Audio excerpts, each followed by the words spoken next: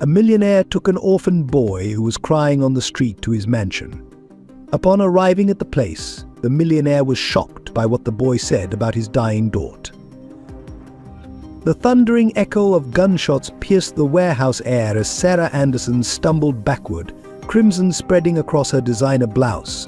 Her father, David, watched in horror as she collapsed to the ground, her cold facade finally cracking to reveal the frightened daughter he once knew. "Dad," she whispered, her voice trembling, so different from the ruthless tone she'd used moments before. Through the chaos of the police raid, David lunged forward, cradling his daughter's head in his lap, heedless of the bullets still flying. The warehouse's dim lights cast long shadows across Sarah's pale face as blood seeped between his fingers. "Stay with me, sweetheart," David pleaded, his voice breaking. "Please, we can fix this. We can fix everything." Outside, pressed against a grimy dumpster, 12-year-old Michael watched through a crack in the warehouse wall, his small frame shaking. Tears streamed down his dirt-stained cheeks as he witnessed the woman he knew as his mother bleeding out in her father's arms. "I'm sorry," Sarah gasped, her eyes losing focus. "I never meant for any of this." The tactical teams moved in, their boots heavy on the concrete floor. David held Sarah tighter, shielding her from the harsh lights now flooding the warehouse. In that moment, he wasn't a wealthy businessman, and she wasn't a criminal. They were just father and daughter, trapped in a tragedy of their own making. "Clear the area," an officer shouted, but David couldn't move. Wouldn't move. Michael's fingers dug into the rusty metal of the dumpster, his heart pounding. He had made the call to the police, trying to do the right thing, trying to save the closest thing to family he had left. Now, watching Sarah's life slip away, the weight of his choice crushed his young shoulders. As paramedics rushed in, Sarah's eyes found David's one last time. "Dad, Michael. He's more than you know," she whispered, before her eyes fluttered shut. The warehouse fell silent, save for the sound of David's sobs and the distant wail of sirens. Outside, Michael slumped against the dumpster, his whole world crumbling around him. In a single moment, 3 lives connected by secrets, lies and desperate love had been forever changed. This was how it ended, or perhaps, unknown to them all, how it truly began. If this gripping opening has touched your heart, join our storytelling family by subscribing. Each week, we bring you powerful narratives that explore the depths of human emotions, love, sacrifice, and redemption. Don't miss our next unforgettable story. David Anderson stood at his office window, 40 floors above Manhattan's bustling streets, his reflection in the glass a stark reminder of how much he'd aged in the past 2 years. At 55, his once jet-black hair had turned mostly grey, and deep lines etched his face not just from age, but from grief and searching. Before the tragedy that shattered his world, David had been the epitome of success. As CEO of Anderson Enterprises, he'd built an empire from nothing, transforming a small family business into a Fortune 500 company. His peers called him the Golden Touch businessman, but that glory meant nothing now. What use was billions in the bank when he couldn't protect his own daughter? The corner office, with its mahogany desk and floor-to-ceiling windows, felt more like a prison than a symbol of success. Every morning he'd arrive before sunrise, buried himself in work until long after sunset, trying to fill the void Sarah's absence had left. His wife, Elizabeth, had passed away when Sarah was just 16, making their father-daughter bond even more precious and its breaking even more devastating. David's fingers traced the silver frame on his desk, a photo of happier times, Sarah's college graduation day.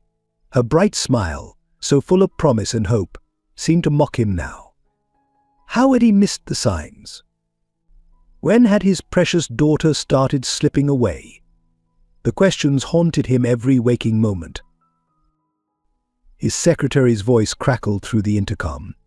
"Mr. Anderson, the hospital called again about the monthly payment."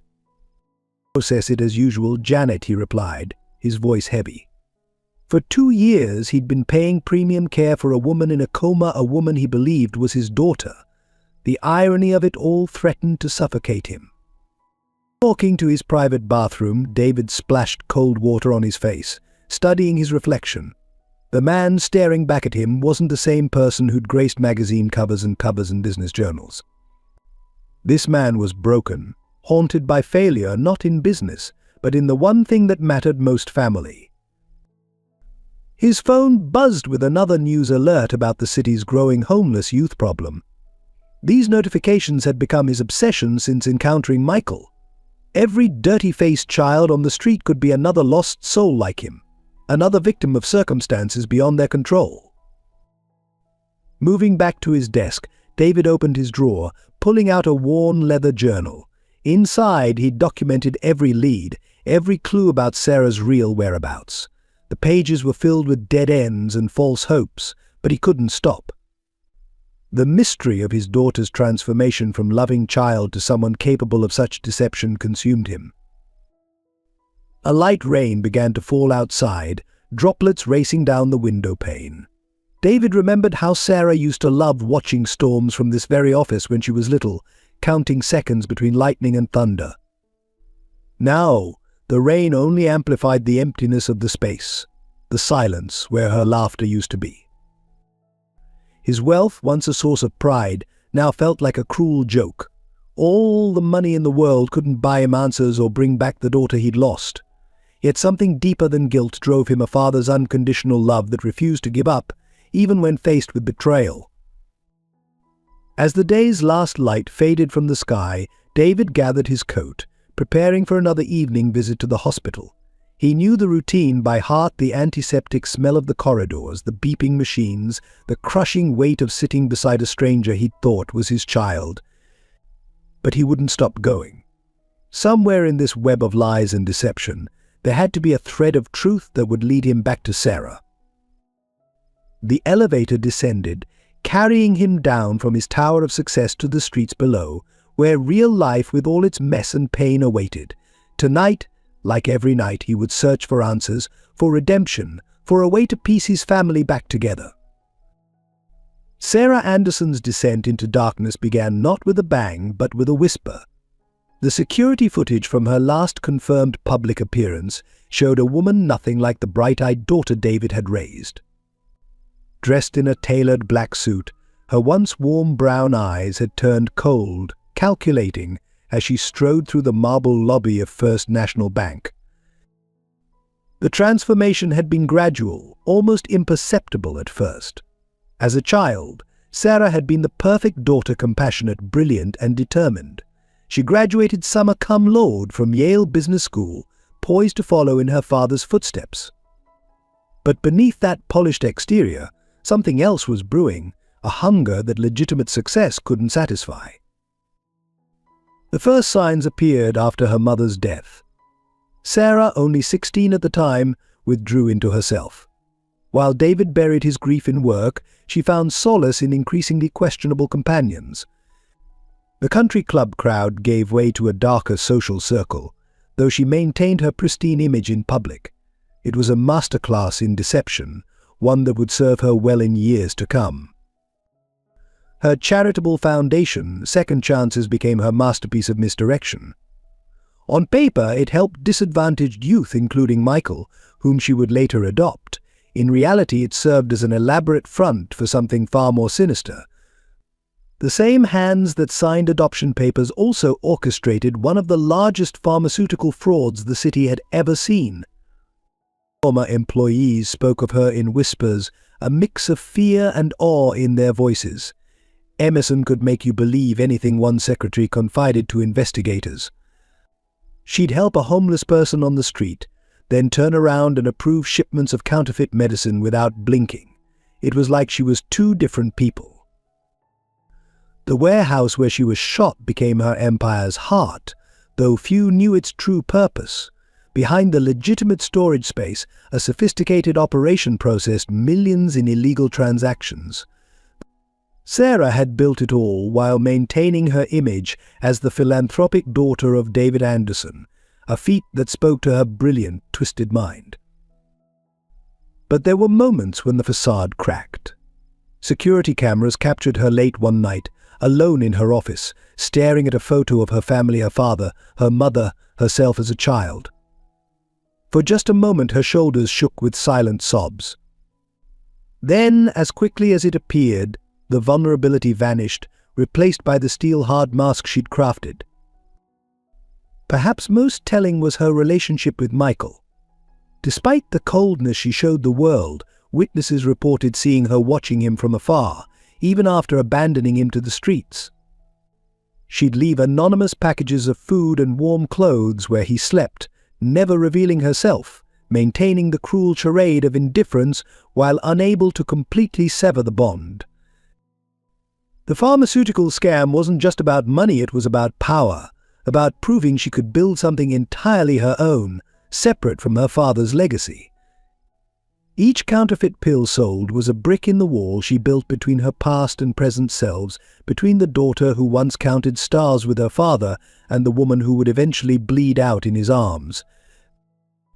In her final recorded message, found on her private server, Sarah spoke directly to camera. "Everything I've done, every step I've taken, was my choice. No one forced my hand. Maybe that makes me a monster, or maybe it makes me free. Either way, I own it." The timestamp showed it was recorded just hours before the warehouse shooting. The woman who entered that warehouse that fateful night was neither fully the innocent daughter nor completely the hardened criminal. She was something in between, a soul torn between love and ambition, between family and empire, between family and empire, between who she was raised to be and who she chose to become. At 12 years old, Michael had already mastered the art of invisibility. He knew exactly which dumpsters behind which restaurants would have the least spoiled food. He knew which doorways offered shelter from rain, which alleys to avoid, and most importantly, which people would look straight through him as if he didn't exist. Life hadn't always been this way. For a brief, shining moment, he had known what it meant to have a home. Sarah Anderson had swept into his life like a fairy tale princess, all designer clothes and promises, adopting him from the overcrowded state home, where he'd spent his early years. For 6 months he lived in her penthouse apartment, attended private school, and dared to believe in happy endings. But fairy tales, as Michael learned, could turn dark. Sarah's attention waned, her visits home became scarce, and the warmth in her eyes when she looked at him gradually frosted over. Then one day she simply didn't come home. The housekeeper lasted another week before leaving too, and eventually the electricity was cut off. Michael stayed until the food ran out, hoping each day would bring her return. It didn't. Now he haunted the streets near her warehouse, catching glimpses of her through windows or from behind dumpsters.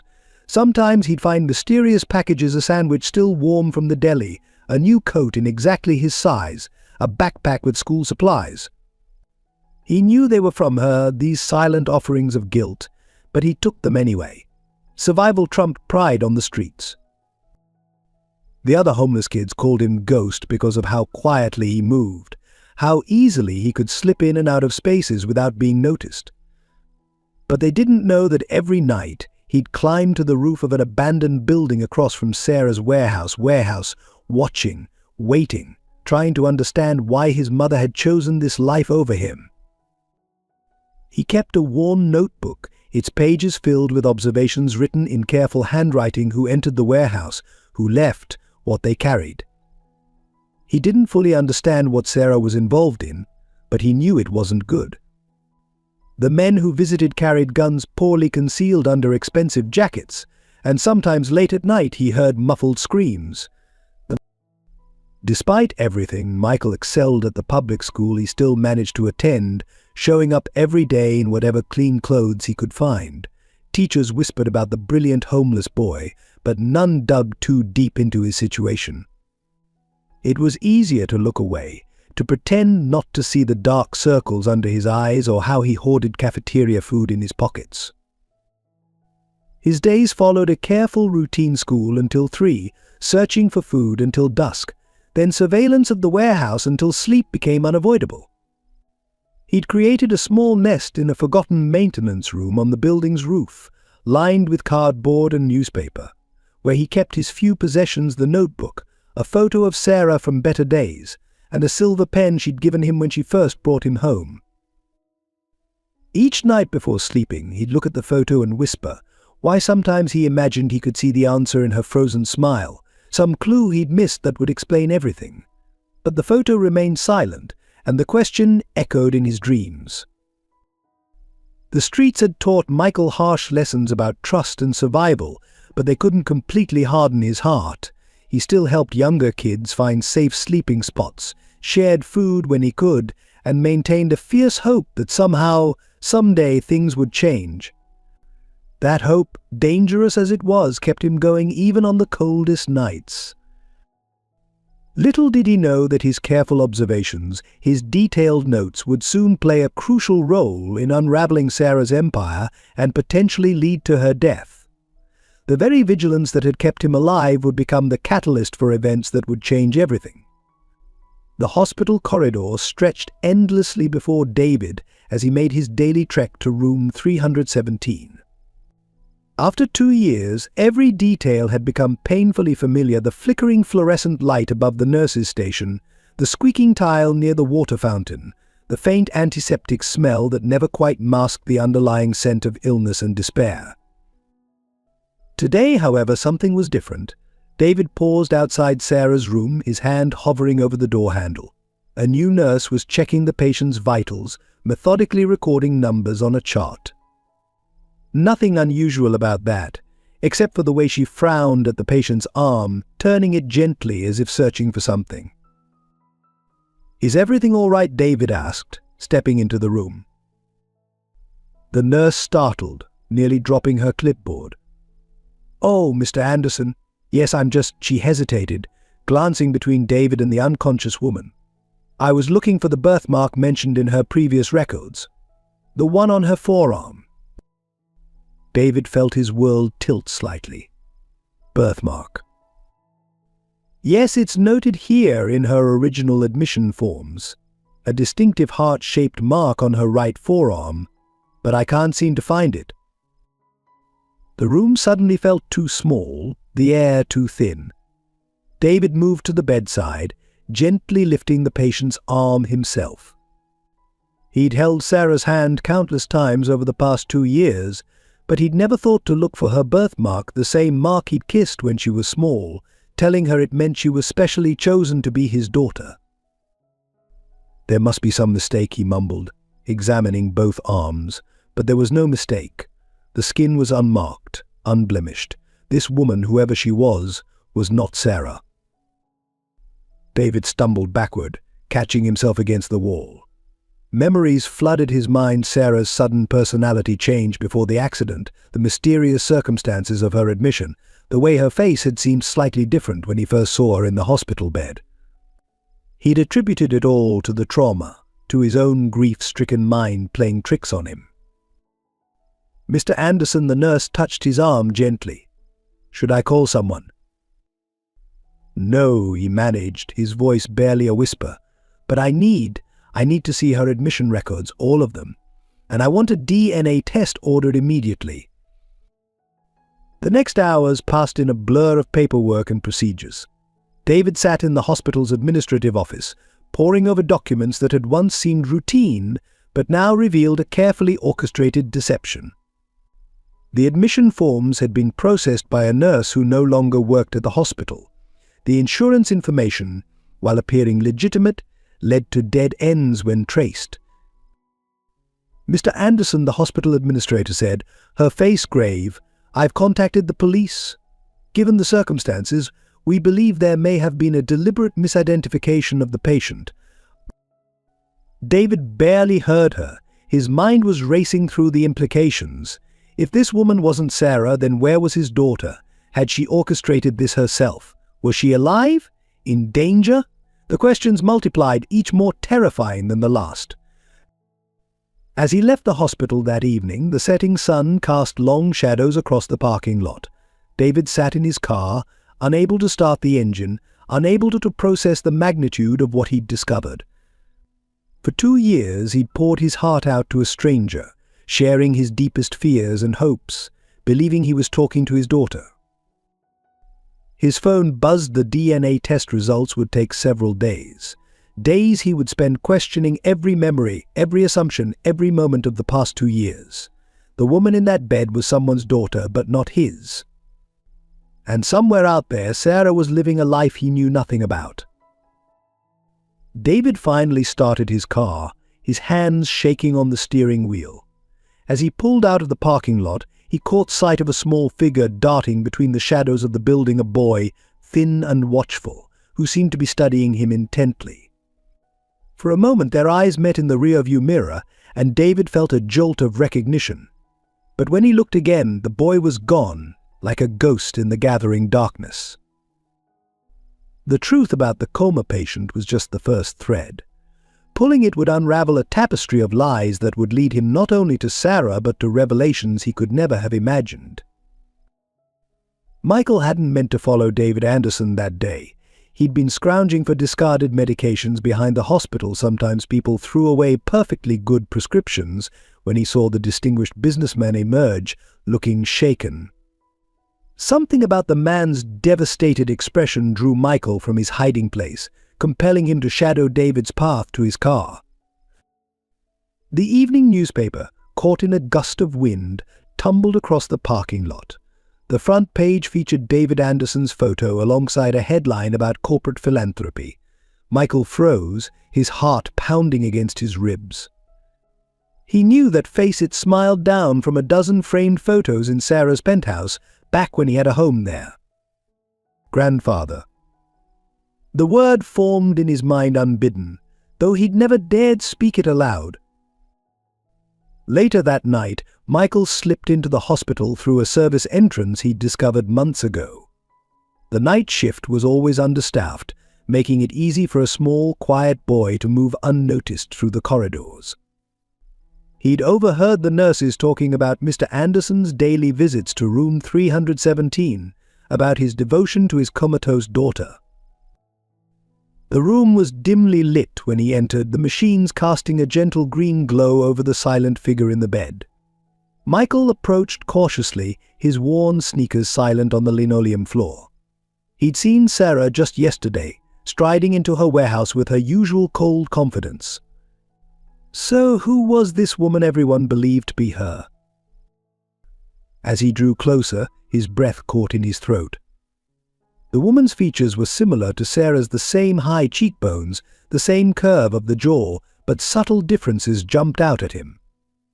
This woman's nose was slightly wider, her lips thinner.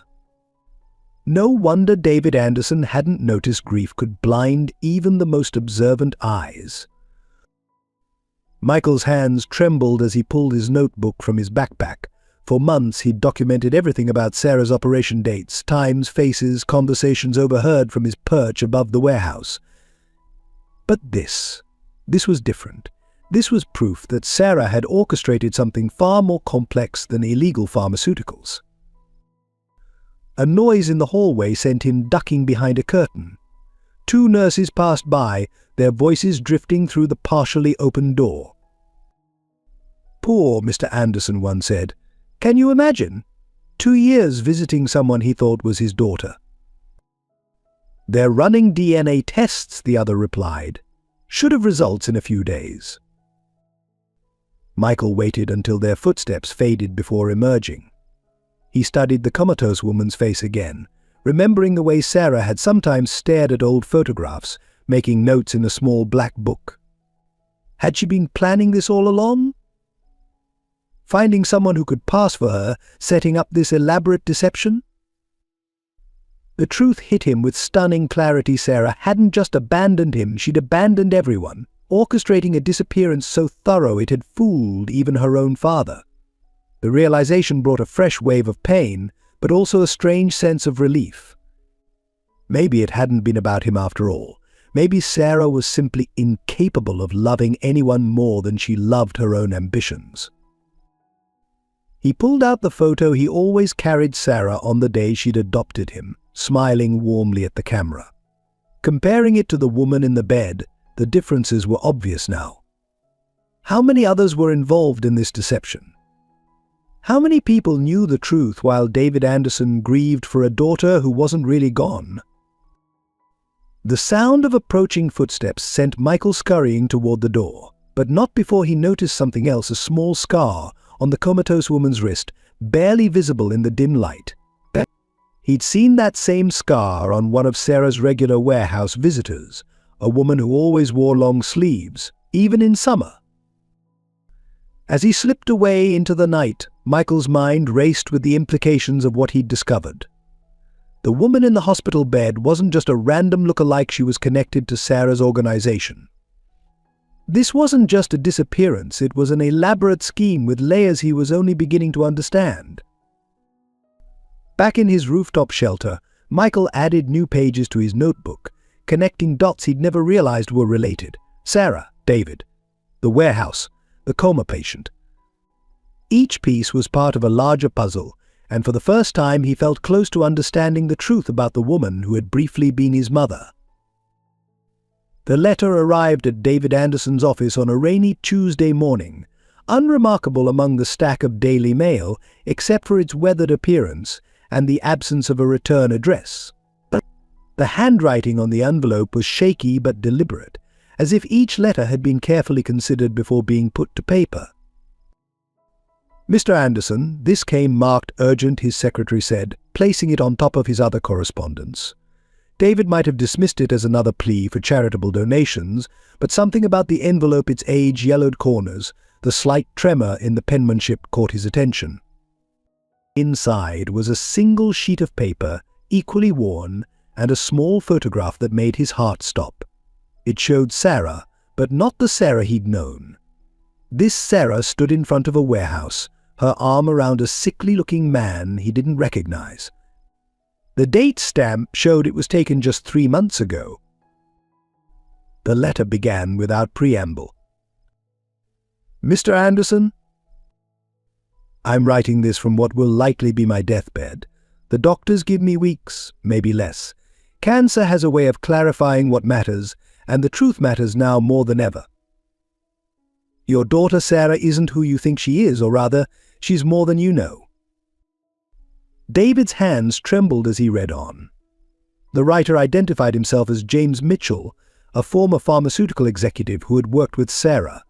He described a complex web of deception, not just the fake coma patient, but an entire operation built on counterfeit medications and elaborate schemes. "But that's not why I'm writing," the letter continued. "I'm writing about Michael, the boy Sarah adopted and then abandoned.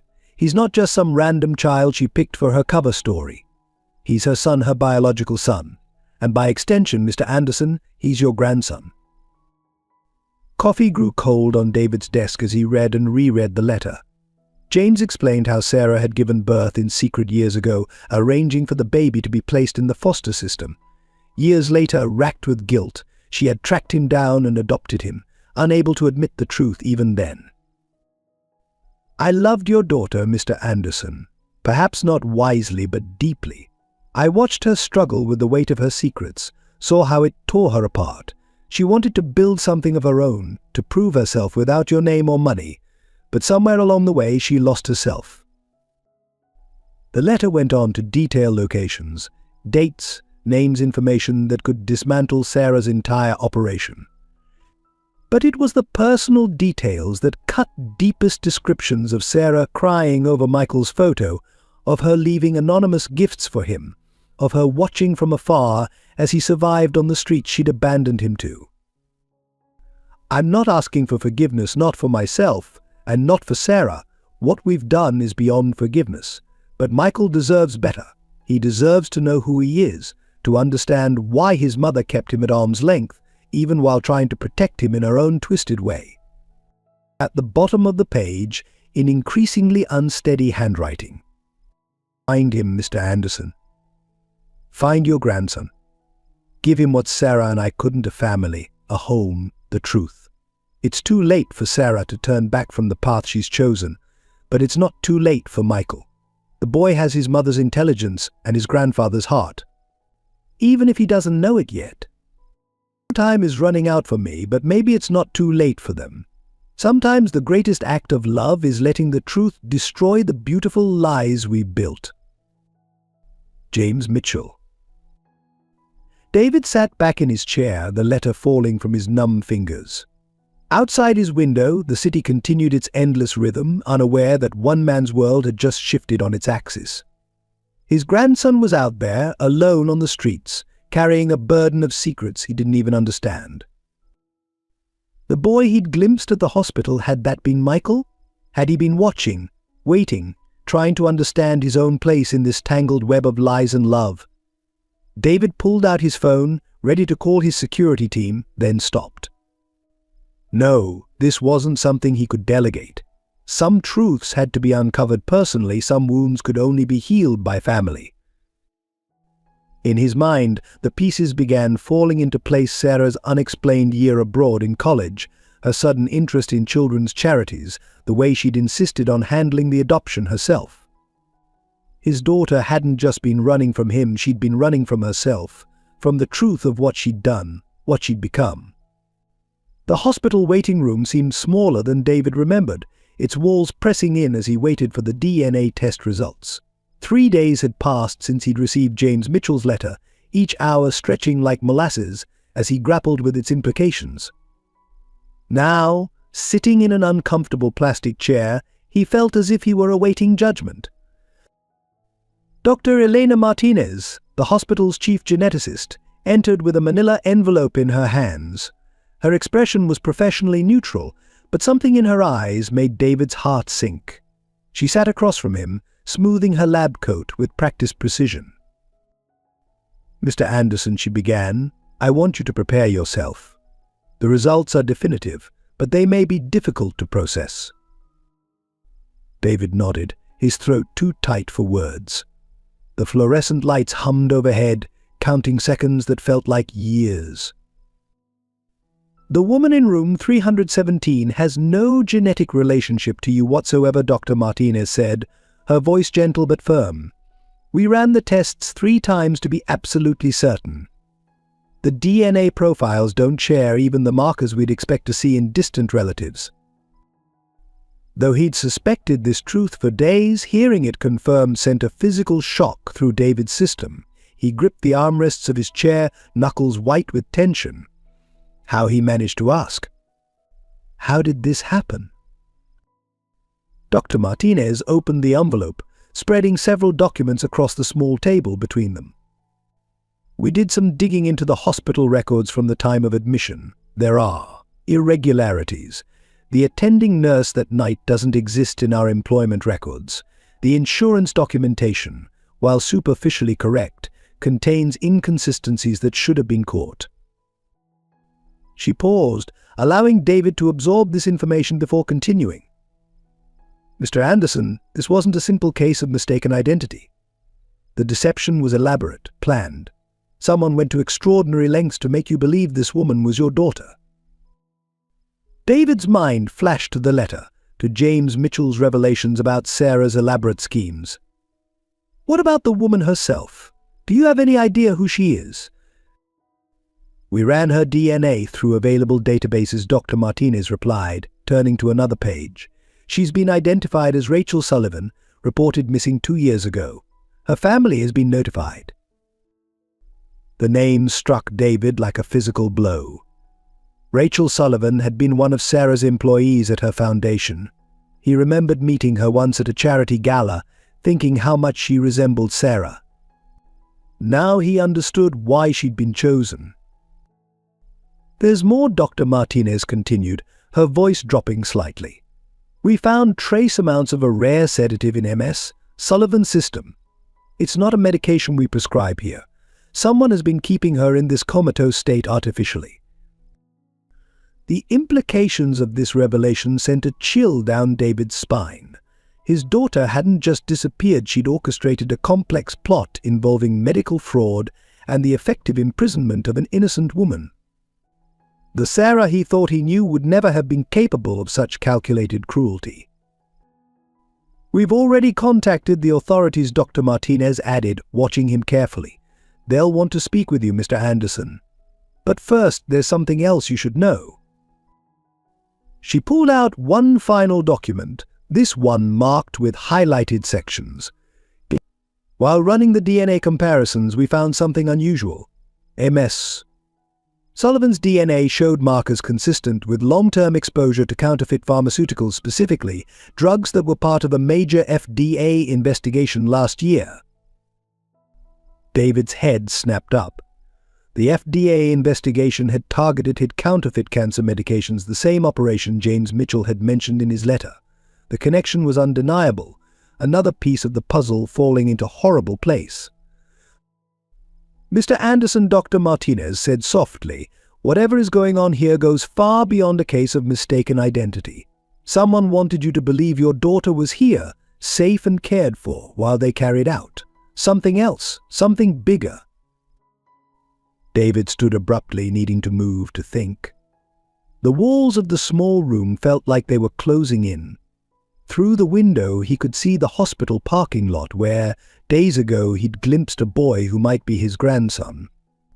Everything was connected: Sarah, Michael, Rachel Sullivan, the counterfeit drugs, but the full picture remained tantalizingly out of reach. "What happens to her?" he asked finally, gesturing toward room 317. "To Rachel.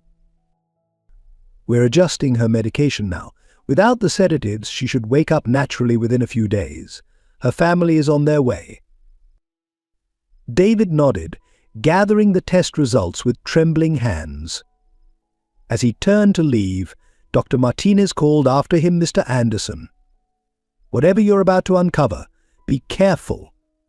The kind of people who could orchestrate something like this, they won't want the truth to come out." Detective Lisa Morgan stood before the evidence wall in her precinct, scanning the web of photos, documents, and connecting threads that revealed the scope of Sarah Anderson's operation. What had begun as a simple investigation into pharmaceutical fraud had exploded into something far more sinister. "It's quite the empire your daughter built," she said to David, who sat heavily in a chair nearby. "The counterfeiting was just the tip of the iceberg. We've uncovered money laundering, identity theft, and evidence of systematic hospital fraud across 3 states. She pointed to a surveillance photo showing Sarah entering the warehouse, her designer suit impeccable, her posture radiating authority. The foundation was brilliant cover. Who would suspect a charitable organization dedicated to helping underprivileged children? Every donation provided legitimate cover for illegal funds. David studied the photo, trying to reconcile this polished criminal mastermind with the daughter who once brought him dandelion bouquets. "How long has this been going on?" Detective Morgan consulted her files. "We've traced activities back at least 5 years. The operation grew gradually, starting with small-scale pharmaceutical fraud before expanding. Your daughter was methodical, patient. She built her network carefully, using a combination of bribes, blackmail, and legitimate business connections." She pinned another document to the wall, a complex flowchart showing the movement of money and medications. The counterfeit drugs were manufactured overseas, brought in through shell companies, then repackaged in the warehouse. The Foundation's legitimate medical aid programs provided perfect cover for distribution. "And Rachel Sullivan?" David asked, his voice tight. "How does she fit in?" Morgan's expression darkened. "MS. Sullivan was an accountant at the Foundation. We believe she discovered discrepancies in the books and threatened to expose the operation, rather than eliminate her. Sarah found a more creative solution. Having someone who resembled her in a coma provided the perfect alibi while she operated freely." The detective moved to her computer, pulling up security footage from various locations. "Your daughter maintained multiple identities, multiple residences. She was careful, never staying in one place too long, always moving. Except..." She paused the footage, zooming in on a figure in the background. "Except when it came to the boy." The image showed Sarah, disguised but recognizable, watching Michael from a distance as he made his way through city streets. Her expression, even in the grainy footage, was complex, a mixture of longing and resignation. "We've been building this case for months," Morgan continued, "but something changed recently. Your daughter got sloppy. Started taking risks. It's almost as if she wanted to be caught." David thought of James Mitchell's letter, of Sarah's complex web of choices and regrets. "Maybe she did," he murmured. Morgan spread out a series of financial documents. "The operation generated millions, but we can't trace most of the money. She built a network of offshore accounts, dummy corporations, all incredibly sophisticated. Your daughter may have been running from something, Mr. Anderson, but she made sure she'd be well funded wherever she landed." A junior detective entered, handing Morgan a fresh report. She scanned it quickly, her eyebrows rising. "Well, this is interesting. We've just confirmed that Sarah made regular payments to a private medical facility in Switzerland. Large payments, starting around the time Michael was born." David leaned forward. "James Mitchell's cancer treatments?" "Yes, but there's more. The facility specializes in both cancer treatment and maternity care. According to their records, a patient matching Sarah's description gave birth there 12 years ago." Morgan watched David carefully. "The timing matches perfectly with Michael's birth records, or rather, the records we can find. Most of his early documentation appears to have been altered or destroyed." The pieces were falling into place with devastating clarity. Sarah hadn't just built a criminal empire, she'd built a fortress around her secrets, around the son she'd hidden then found, around the man she'd loved and lost, around the father she'd deceived. "There's something else you should know," Morgan said, pulling out one final document. "We found this in a hidden safe at the warehouse. It's a will, drawn up recently, leaving everything, all the hidden accounts, properties, everything to Michael. With you, Mr. Anderson, named as his guardian." David stared at the document, its implications staggering.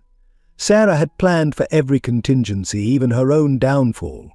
She'd ensured her son would be cared for, would have the family connection she'd denied him for so long. "She's going to run," he realized aloud. "Now that this is exposed, she'll disappear again." Morgan nodded grimly. "We're moving on the warehouse tonight." "But Mr. Anderson," she hesitated. "Given everything we've uncovered, you should know if we corner her, I'm not sure she'll come quietly. This kind of operation, these kinds of secrets, people get desperate when they're about to lose everything." Perched on his usual rooftop overlooking the warehouse, Michael struggled with the weight of his notebook in his hands. Inside were months of observations, sketches, names, and dates, everything needed to bring down Sarah's operation. He'd already made copies of the most important pages, leaving them in strategic locations where the police would find them. The setting sun cast long shadows across the warehouse district, and for the first time in years Michael allowed himself to cry. Not the quiet tears of hunger or cold he was used to, but deep, racking sobs that shook his small frame. The truth he'd discovered felt like a physical weight crushing his chest. "You're my real mother," he whispered to the warehouse below, where lights were beginning to flicker on. "All this time you were my real mother." The revelation hadn't come as a complete shock. He'd always felt a connection to Sarah that went beyond their brief time as adoptive mother and son. But confirmation brought its own kind of pain. He pulled out the crumpled photo he always carried Sarah on adoption day, smiling down at him. Now he could see what he'd missed before, how his eyes matched hers exactly, how they shared the same slight tilt of the head when thinking. Even their handwriting, he realized, looking at his notebook, shared similar flourishes. A movement below caught his attention. Sarah was entering the warehouse, flanked by her usual guards. Even from this distance, Michael could see the tension in her posture. She knew something was coming, maybe she even knew about his role in it. The thought made his stomach clench. "Why didn't you tell me?" he asked the distant figure. "Why go through the whole adoption charade? Why not just?" His voice cracked. "Why not just be my mom?" The sound of approaching sirens made him flinch. Police cars were gathering quietly several blocks away. The raid would begin soon.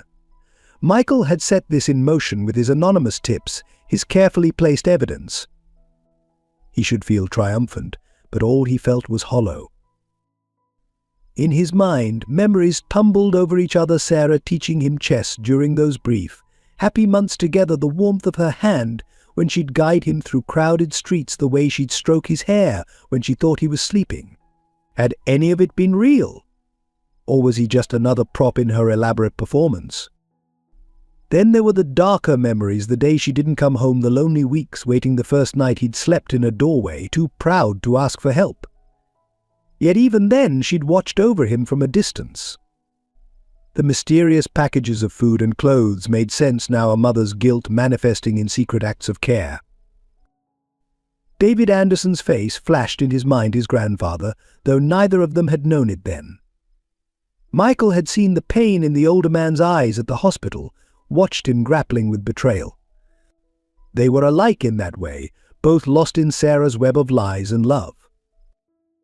From his vantage point, Michael could see police officers taking up positions around the warehouse. Soon they would move in. Soon everything would change. The evidence he'd provided would ensure Sarah's arrest, he'd made sure of that. But could he live with the consequences? He opened his notebook to a blank page and began to write. "Dear Mum, because that's who you really are. I understand now, or at least I'm trying to. You were young, scared maybe. You built this whole empire, this whole fake life, but couldn't find a way to simply love me. I'm turning you in because it's right, but also because maybe, just maybe, this is the only way to finally make you see me. Your son, Michael." Folding the note carefully, he tucked it into his jacket. Maybe someday he'd find the courage to give it to her. Or maybe, like so many things in his life, it would remain unspoken. The first police car switched on its lights, and Michael knew it was time to move. He had one last task, ensuring David Anderson found him before everything exploded.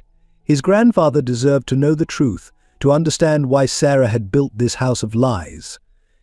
Standing on the edge of the roof, Michael took one last look at the warehouse below. "I'm sorry, Mum," he whispered. "But sometimes love means doing the hard thing." With that, he descended the fire escape, moving through shadows he knew by heart. In his wake, he left behind the rooftop nest that had been his home, the vigil he'd kept over his mother's secret empire, and the last vestiges of his childhood innocence. The city took on a different character at night, David thought, as his car glided through near empty streets. Every shadow could be hiding Michael, every darkened doorway could be sheltering his grandson. After leaving Detective Morgan's office, he'd been driving for hours, searching areas where homeless children were known to gather. His phone buzzed with another update from his private investigators, more dead ends, more questions than answers. The front seat beside him held a growing pile of documents, birth certificates, school records, medical files. Each piece added to the puzzle of Sarah's deception, but none led him to Michael. "Mr. Anderson," his driver's voice broke through his thoughts. "There's a boy watching us from that alley. Matches the description you gave." David's heart leapt as he peered through the window. A small figure stood in the shadows, too far away to make out clearly, but with a familiar watchful stance. Before the car could fully stop, David was out, moving toward the alley with measured steps, trying not to appear threatening. "Michael," he called softly. "I'm not here to hurt you. I just want to talk." The boy emerged slowly into the streetlight, and David's breath caught. Up close, the resemblance to Sarah was unmistakable, the same intelligent eyes, the same careful way of holding himself. Michael clutched a worn notebook to his chest like a shield. "You've been looking for me," Michael said. It wasn't a question. Yes, David fought the urge to rush forward, to embrace this child who was suddenly impossibly family. "I know who you are, who we are to each other." Michael's expression remained guarded, but something flickered in his eyes, because of the DNA test, or because of Mr. Mitchell's letter. David startled. "You know about James Mitchell?" "I know everything," Michael replied, his voice carrying a weight no 12-year-old should bear. "I've been watching, recording, figuring it out piece by piece. The warehouse, the drugs, Rachel Sullivan in the hospital, all of it. He held up his notebook. It's all in here. Everything, Mom, everything Sarah has been doing. I've already made sure the police have copies. The implications hit David like a physical blow. This child hadn't just been surviving on the streets, he'd been conducting his own investigation, gathering evidence against his own mother. The complexity of emotions behind such an action made David's heart ache. Why, he asked simply. Michael's composure cracked slightly. Because someone had to stop her. Because people were getting hurt. Because his voice wavered. Because maybe if she has to face what she's done, she'll finally see me. Really see me. David took a careful step forward. She saw you, Michael. Those packages you received. The mysterious help that kept you alive on the streets, that was Sarah. She couldn't stay away completely, even when she thought she had to. Tears welled in Michael's eyes, but he blinked them back fiercely. Did you know? When she adopted me, did you know I was really your grandson?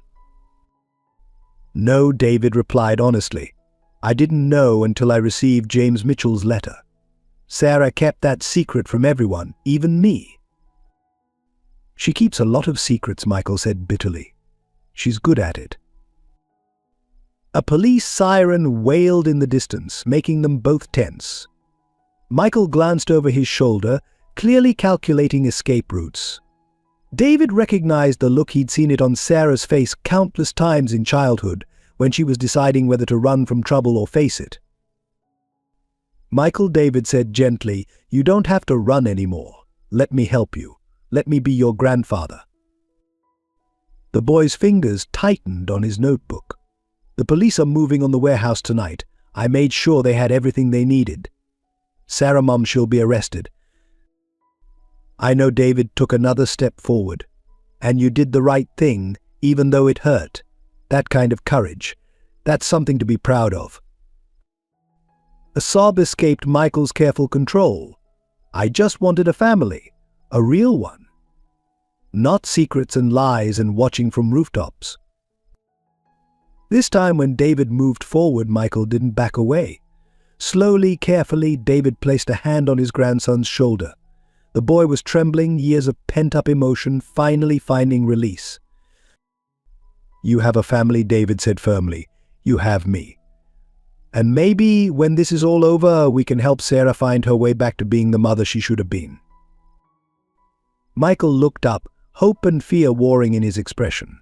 What if it's too late? It's never too late for love, David replied, drawing his grandson into a gentle embrace. Trust me on this. I'm old enough to know. The transition from street life to living in David Anderson's penthouse wasn't easy for Michael. But the softness of his new bed felt alien after months of sleeping on concrete, and the abundance of food in the kitchen made him anxious, his instinct still to hoard every morsel, to prepare for days of hunger that would no longer come. You don't have to hide food under your pillow anymore, David said gently one morning, after finding Michael's secret stash of granola bars and apples. There will always be more when you need it. Michael had nodded, embarrassed, but the next night David found him sleeping on the floor beside his bed, another cache of food tucked safely within reach. Some habits, born of survival, couldn't be broken overnight. The nightmares came frequently, dreams of Sarah being arrested, of running through endless warehouse corridors, of hunger and cold and loneliness. On those nights, David would sit beside Michael's bed, speaking softly about happier times, about Sarah as a child, about the family they could become once everything was settled. Tell me about her, Michael would ask during these midnight vigils. Before all this, what kind of person was she? David would share stories of Sarah's childhood, her determination to rescue injured birds, her fierce protection of smaller children at school, her brilliant mind that could solve complex puzzles in moments. Michael would listen intently, collecting these pieces of his mother's true self like precious gems. During the days, Michael struggled to adjust to normal life. The private tutor David hired was amazed by his intelligence. He'd somehow managed to stay at grade level despite his time on the streets, but social interactions proved more challenging. Years of isolation had left their mark. "Why are they staring at me?" he whispered to David during a charity gala, shrinking from the curious gazes of Manhattan's elite.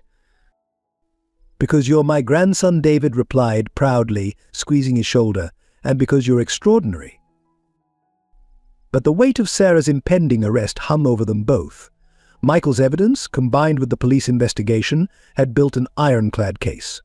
Each morning brought news reports of more revelations, more arrests of Sarah's associates. The empire was crumbling. One afternoon, Michael found David in his study, staring at an old photo album. "I keep trying to pinpoint the moment," David said without looking up. "The exact moment when she started down this path. When did I lose her?" Michael settled beside him, studying a photo of teenage Sarah at a science fair. "Maybe you didn't lose her," he offered quietly. "Maybe she lost herself." They developed routines. Every evening they would walk through Central Park, David pointing out places where Sarah had played as a child. Sometimes they'd stop at a chess table, and Michael would demonstrate the strategies Sarah had taught him during their brief time together. "She was teaching you about herself," David observed during one game. "Chess is all about thinking ahead, planning multiple moves in advance, just like she did." Michael moved his queen, a decisive strike.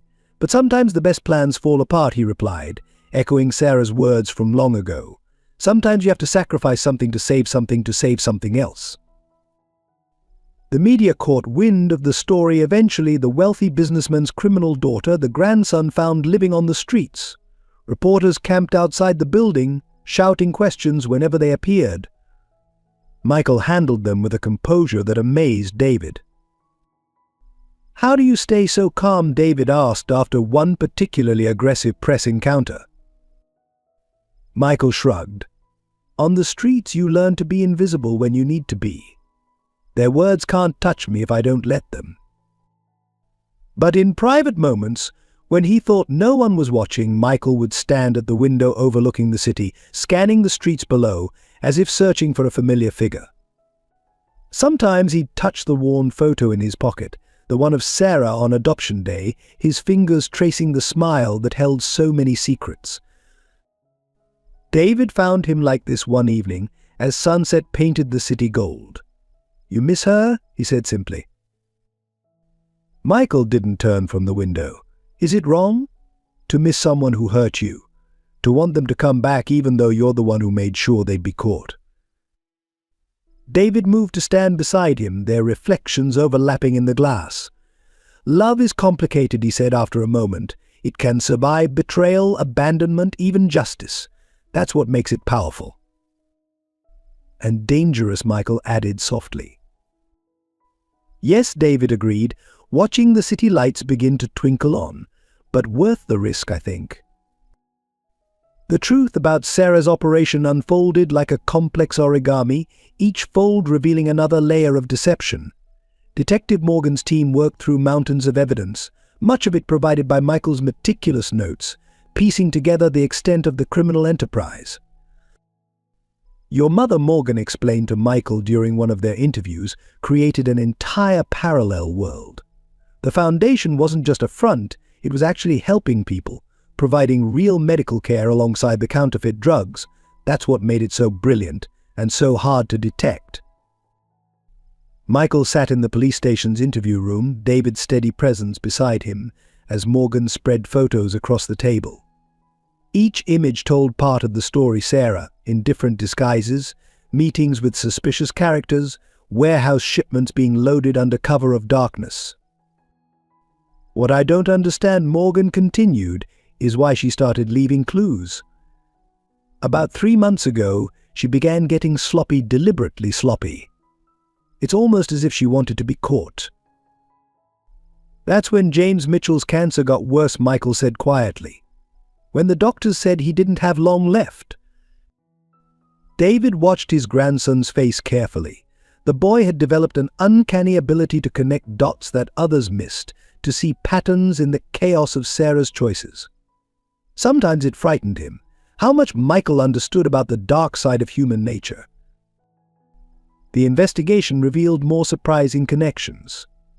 Sarah had been using her illegal profits to fund cancer research, making anonymous donations to hospitals and research centers. She'd also been maintaining a network of safe houses for abused women and children, operating entirely off the books. She was trying to help people, Michael insisted during one late-night conversation with David. In her own twisted way, she thought she was doing good. By selling fake medicine, David challenged gently. Michael shook his head. The counterfeit drugs were just for the rich clients who could afford real medicine anyway. The foundation was giving real medications to people who couldn't afford them.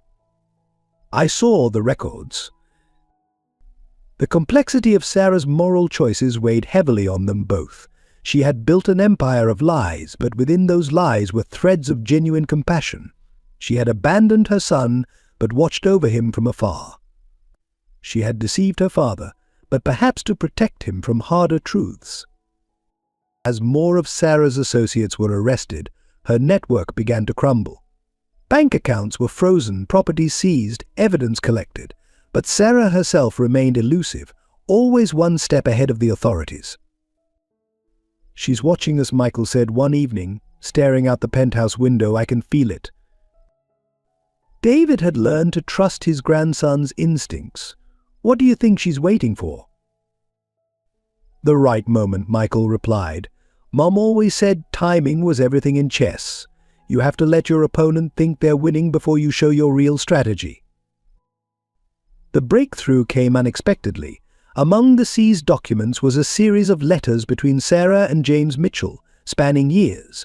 They revealed not just their relationship, but the events that had led Sarah down her current path.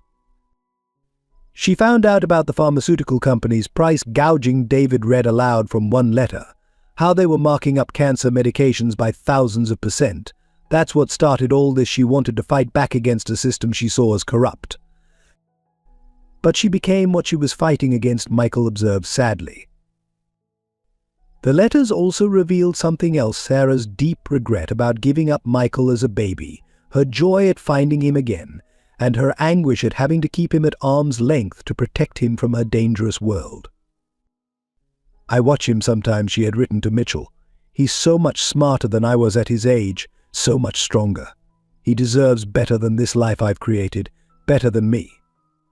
As the case built against her grew stronger, Sarah's presence became more tangible. Security cameras would catch glimpses of her watching the penthouse. Small gifts would appear in Michael's room, books he had mentioned wanting, a new chess set, a jacket in exactly his size. "She's saying goodbye," Michael realized one morning, finding a sealed envelope on his pillow. Inside was a key and an address, along with a note for when you're ready to know everything. Detective Morgan warned them not to pursue it, that it could be a trap. But Michael knew better. "She's not trying to hurt us," he insisted. "She's trying to explain." David looked at the key in his grandson's hand, at the determination in those eyes so like Sarah's, and made a decision. "Then perhaps it's time we heard her side of the story." The address led to a storage unit in Queens, and inside was the truth that would change everything, but not before one final tragedy would force them all to confront the consequences of their choices. The storage unit contained exactly what Sarah had intended: a complete confession recorded on video, detailed records of her operations, and most importantly, the truth about her relationship with James Mitchell and Michael's birth. But before David and Michael could fully process these revelations, Detective Morgan's urgent call changed everything. "She's at the warehouse," Morgan said, her voice tense. "Our surveillance team spotted her entering 10 minutes ago. We're mobilizing now, but I thought you should know." David looked at Michael, seeing the same understanding dawn in his grandson's eyes. "She's not running," Michael said quietly. "She's finishing something." Against Morgan's explicit instructions, they rushed to the warehouse district.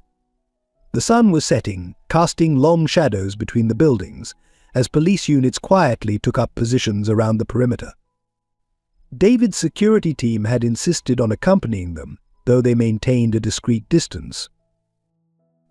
"Let me go in," Michael said suddenly, his young face set with determination. "She'll talk to me." "Absolutely not," David started, but Michael cut him off. "She won't hurt me.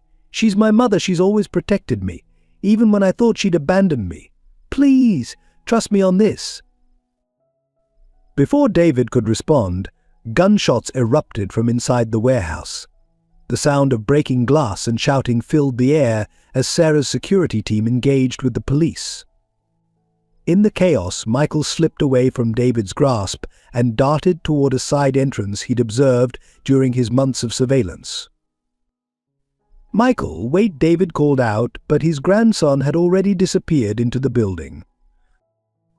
Inside, the warehouse was a maze of shipping containers and storage racks.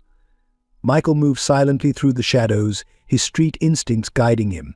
He could hear the firefight continuing at the main entrance, but he was focused on finding Sarah. He knew her patterns, knew where she would go in a crisis. He found her in her private office, calmly feeding documents into a shredder while her laptop screen displayed rapidly deleting files. She didn't seem surprised to see him. "I wondered if you'd come," Sarah said softly, not looking up from her task. "You always were too smart for your own good." "Mom," Michael said, and the word made her freeze. "Stop this, please." Sarah finally turned to face him, and Michael saw tears in her eyes. "I never wanted you to see any of this. Everything I did, the foundation, the drugs, all of it was to build something that would help people. But somewhere along the way, I lost sight of what mattered most." "Me?" Michael asked, his voice small. "You," Sarah confirmed, taking a step toward him. "My beautiful, brilliant boy. I thought I was protecting you by keeping my distance, by making sure my enemies couldn't use you against me. But I was really protecting myself from having to face what I'd become." Heavy footsteps echoed through the warehouse, coming closer. Sarah tensed, her hand moving toward her desk drawer. "Don't," Michael pleaded, understanding her intention. "There's still time to fix this. Grandfather, he wants to help. He understands more than you think." "David," Sarah whispered, and for a moment she looked like the young woman in the photos Michael had studied so carefully. "I've hurt him so much. Both of you." The office door burst open and David rushed in, followed by Detective Morgan and several armed officers. Sarah's hand completed its movement to the drawer, but instead of a weapon, she withdrew a thick envelope. "I'm sorry," she said, looking at her father. "I thought I needed to prove myself, to build something of my own. But all I did was destroy what mattered most." She held out the envelope to Michael. "Everything you need to know is in here about your father, about why I left, about all of it. I hope someday you can understand, even if you can't forgive." "Drop the envelope," Morgan commanded, her weapon trained on Sarah, hands where we can see them. What happened next seemed to unfold in slow motion. Sarah made a sudden movement, causing one of the officers to fire. The bullet caught her in the chest, sending her stumbling backward. Michael screamed, rushing forward as she fell. David moved too, catching his daughter before she hit the ground. "Sarah," David cradled her, his hands pressing against the wound. "Stay with us, please." Michael knelt beside them, tears streaming down his face. "Mom, don't go. I just found you. Please don't go." Sarah's eyes fluttered, focusing on her son's face. "I love you," she whispered. "I always have. Everything else was a lie, but never that." Her gaze shifted to David. "Dad. I'm sorry." As Sarah's eyes closed, the warehouse erupted into chaos. Medics rushed in, officers secured the scene, but for the 3 generations of Andersons, time stood still in that moment of truth, reconciliation, and potential loss. The warehouse exploded into chaos as police teams breached multiple entry points simultaneously. Glass shattered, doors burst open, and the air filled with shouts and the stomping of tactical boots on concrete. Sarah's security team, caught off guard but well-trained, responded with immediate resistance. In the midst of the firefight, Sarah lay bleeding in David's arms, her breathing shallow and irregular.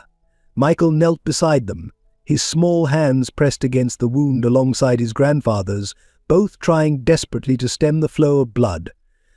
"Stay with us," David pleaded, his voice cracking. "The paramedics are coming. Just hold on." Sarah's eyes flickered open, focusing first on Michael, then on her father. The envelope, she gasped. "In my desk.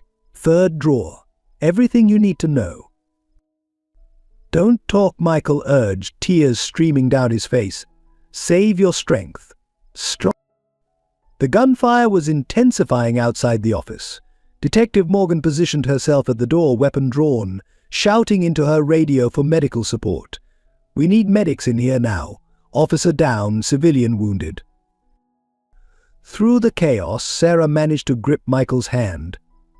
"I should have told you sooner," she whispered. "Should have been braver. A better mother." "You were protecting me," Michael replied, understanding flooding his young face. "All of it the distance, the secrets you were trying to keep me safe." A bullet shattered the office window, sending glass raining down on them. David instinctively covered both Sarah and Michael with his body, feeling shards ping off his back. Morgan returned fire, calling for backup. "We need to move her," Morgan shouted over the noise. "This position isn't secure." David started to lift Sarah, but she cried out in pain. "Wait," she gasped, her face contorted. "The evidence. In the safe behind the painting. Access code 0412. Michael's birthday." Even now she was thinking ahead, planning, trying to protect them. David saw in that moment how every move she'd made, even the criminal ones, had been calculated to secure a future not for herself, but for her son. The medics finally arrived, pushing through the door with the stretcher and equipment. They worked quickly, professionally, but David could read concern in their faces as they assessed Sarah's wound. The bullet had struck dangerously close to her heart. "BP's dropping," one medic announced, attaching monitors. "We need to move now." As they lifted Sarah onto the stretcher, her hand shot out, grabbing Michael's wrist with surprising strength. "The Swiss account," she said urgently. "Everything's there. For you. For you. For your future." "I don't care about the money," Michael cried. "I just want you to live." Sarah's eyes filled with tears. "I love you," she whispered. "Both of you. Everything else was a lie, but never that." The medics began moving, rushing Sarah through the warehouse toward the waiting ambulance. David and Michael followed close behind, ducking as sporadic gunfire continued around them. The scene was surreal: SWAT teams securing areas, arrested suspects being led out in handcuffs, evidence teams already beginning their work.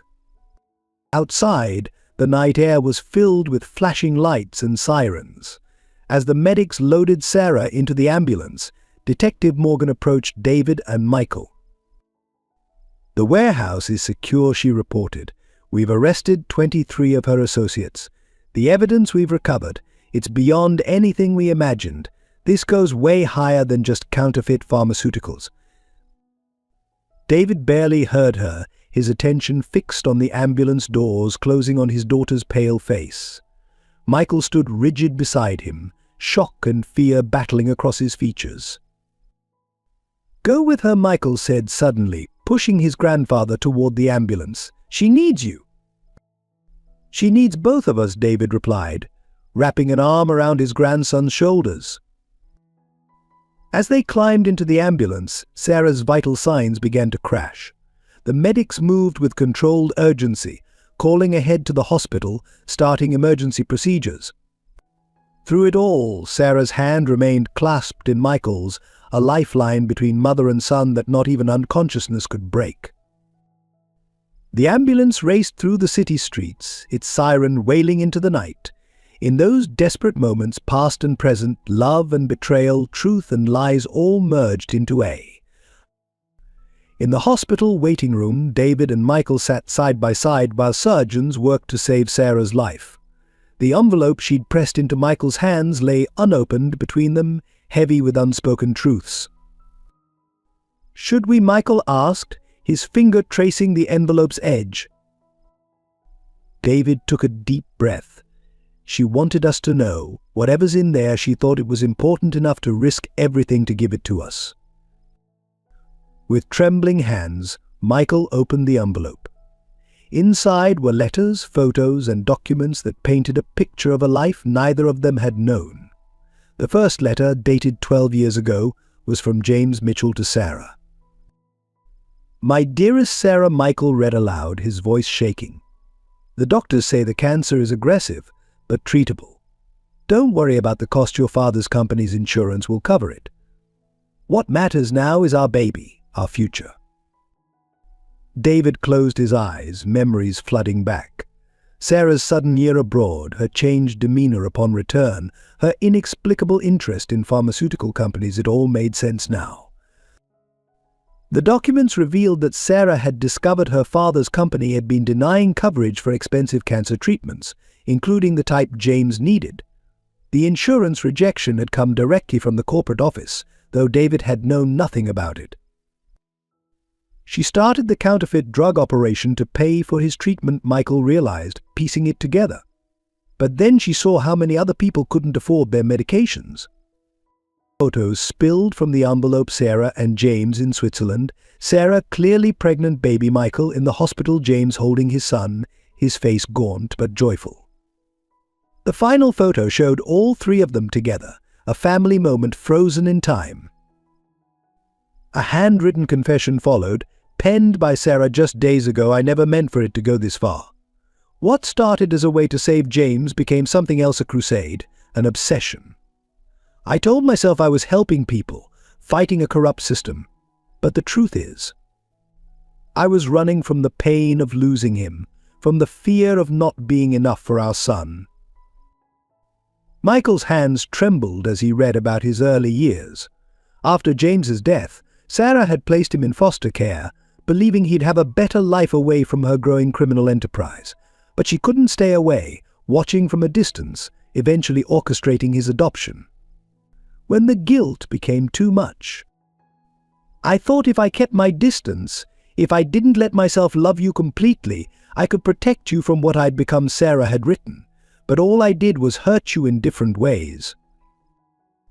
The revelation about Rachel Sullivan came next. She wasn't just a random look-alike, but James's sister who had threatened to expose Sarah's operation.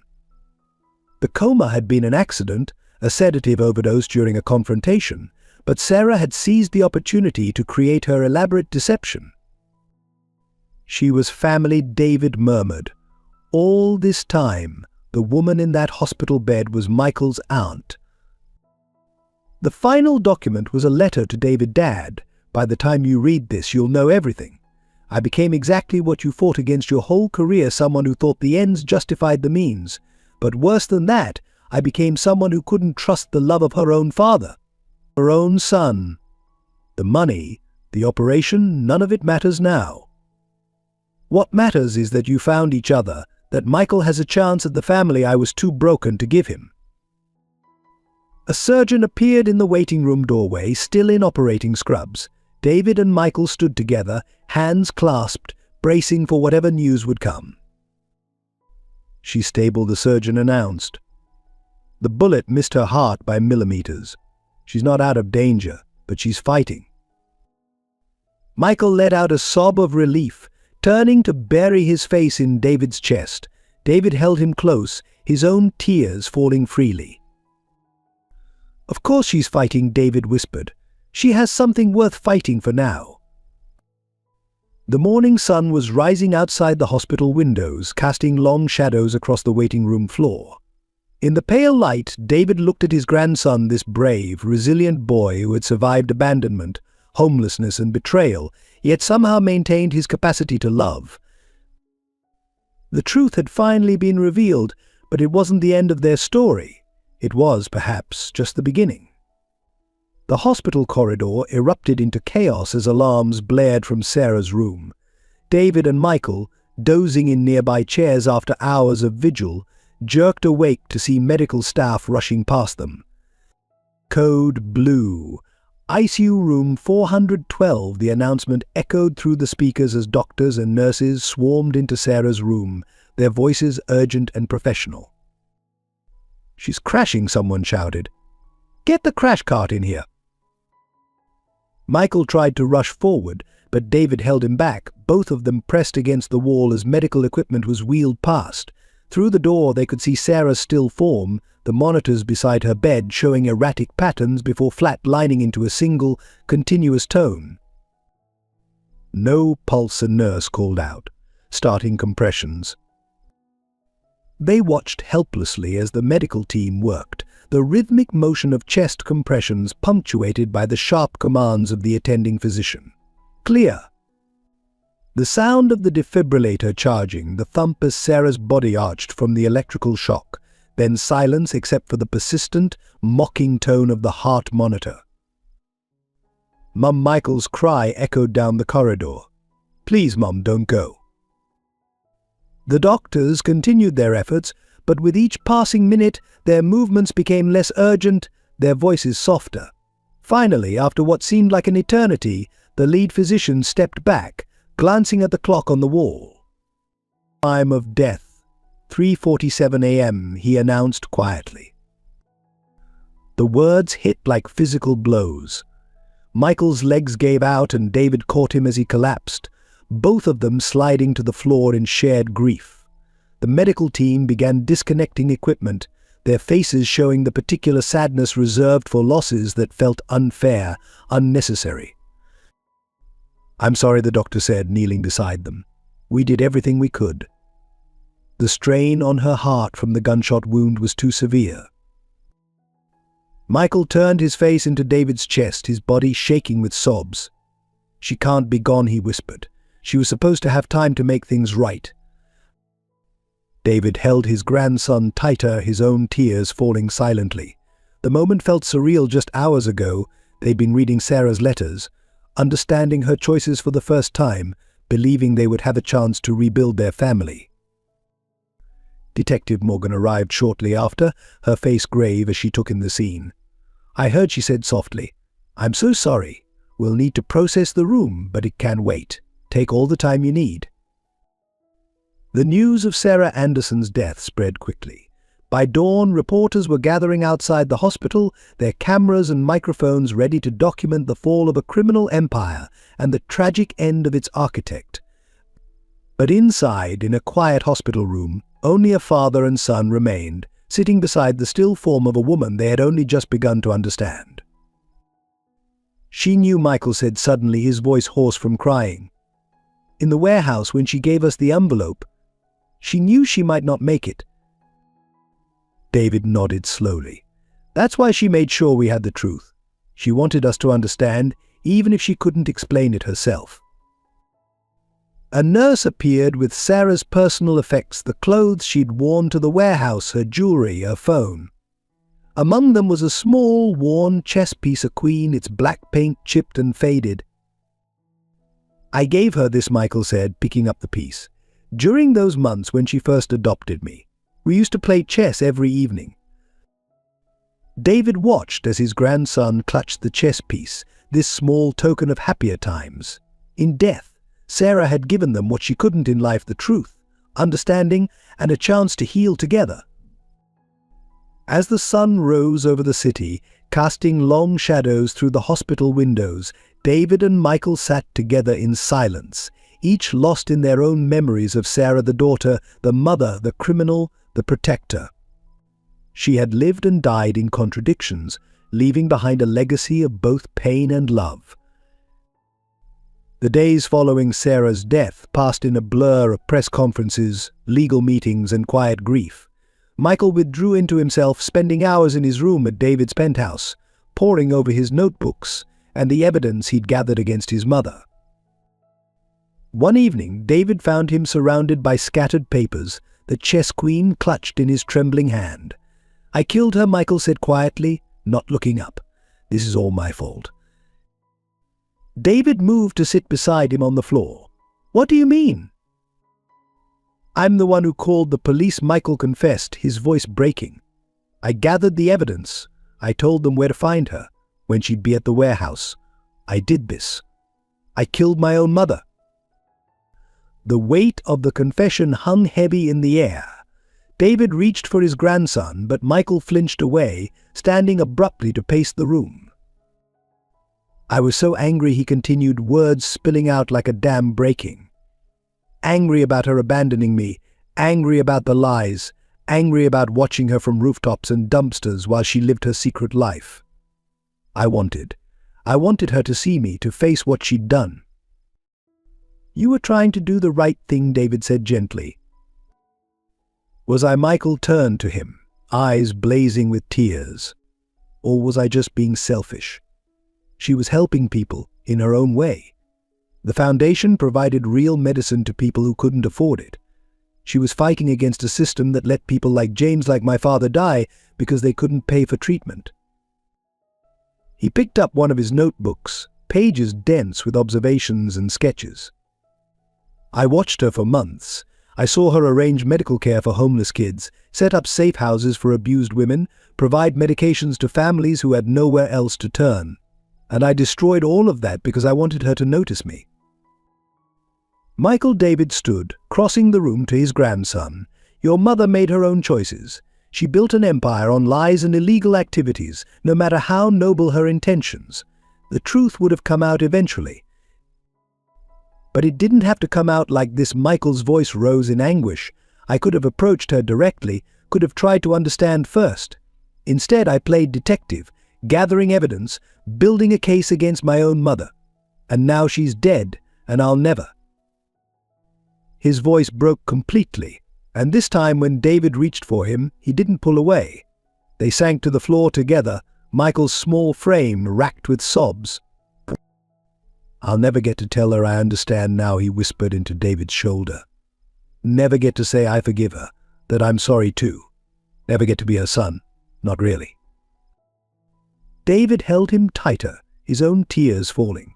"She knew," he assured Michael. "In those final moments, when she gave us the letters, the truth she knew you understood. She loved you enough to make sure you had the whole story, even if she couldn't be here to tell it herself." They sat together as evening fell, the city lights twinkling outside the window.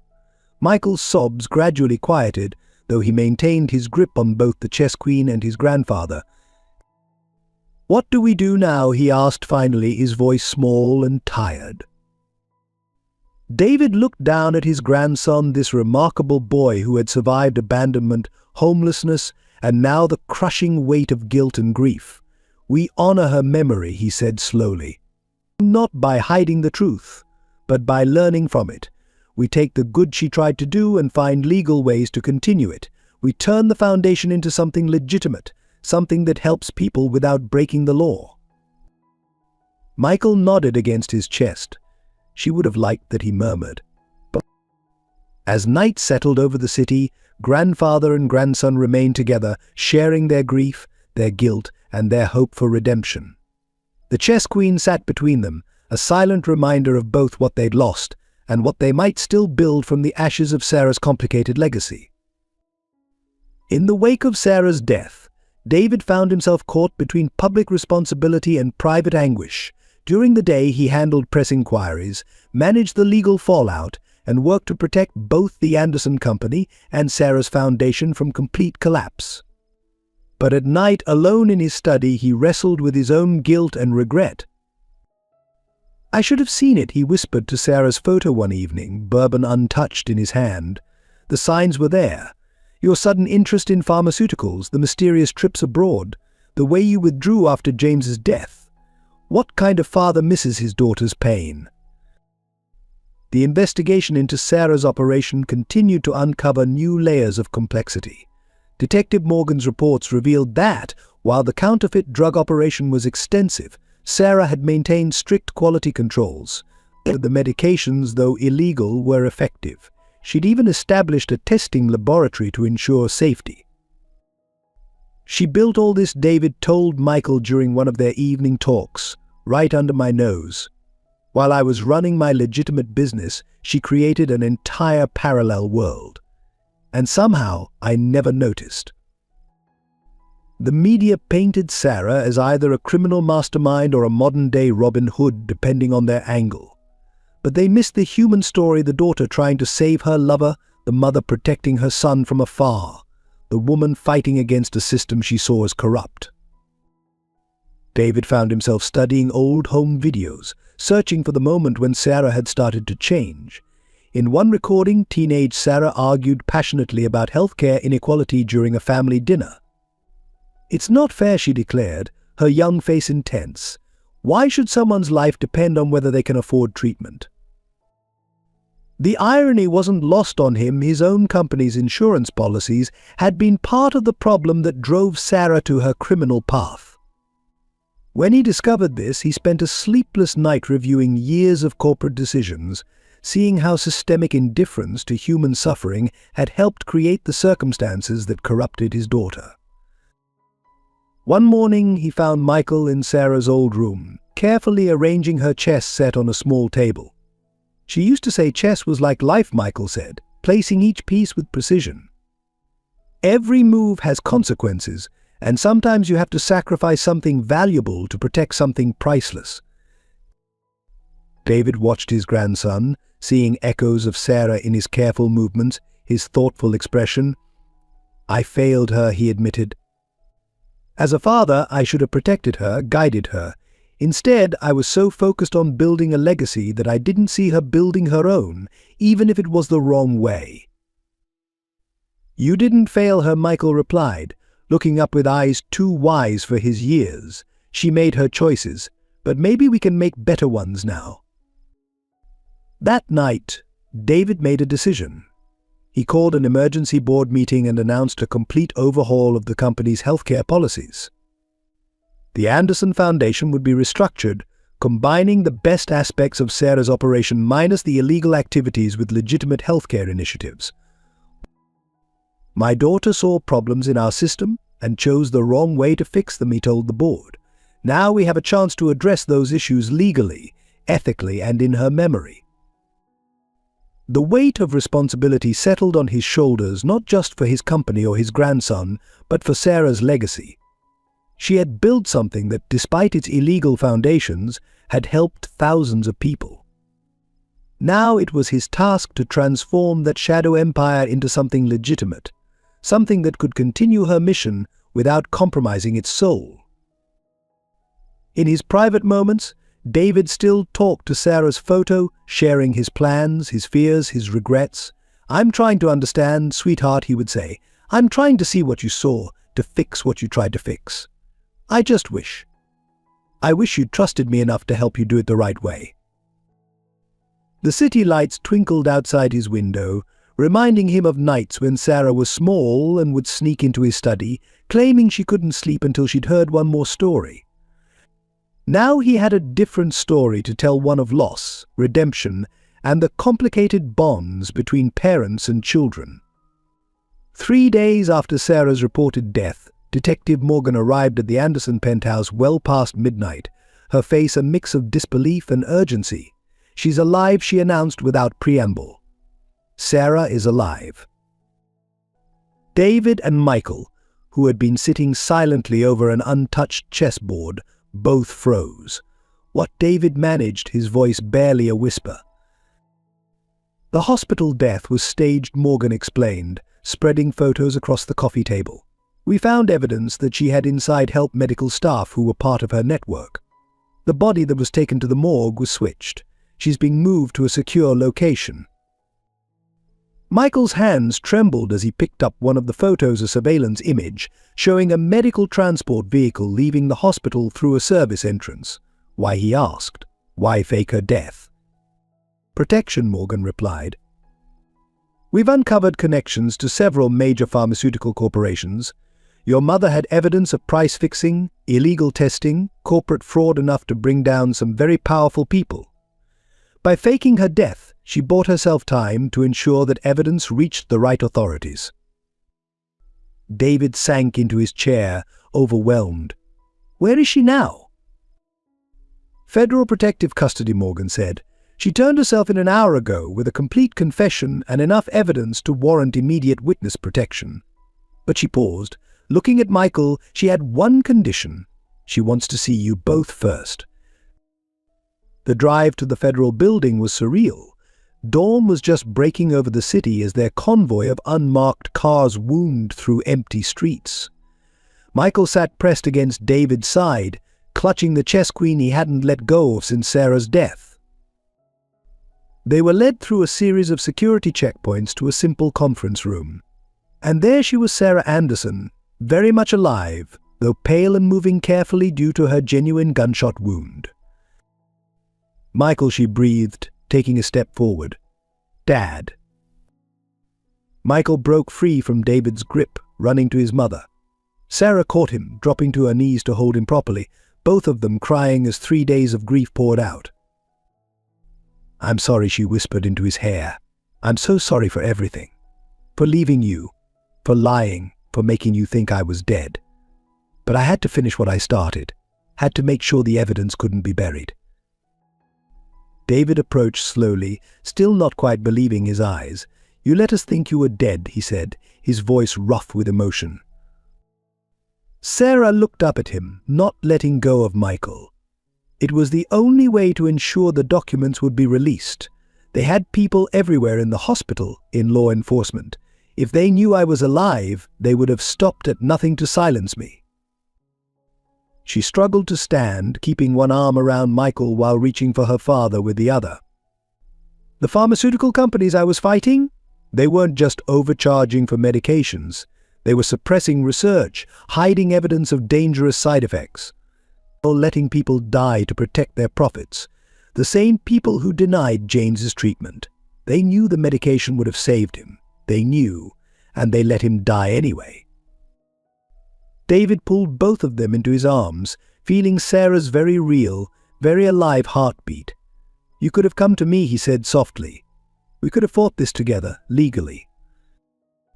"I tried," Sarah replied. "Years ago I brought evidence to the corporate board.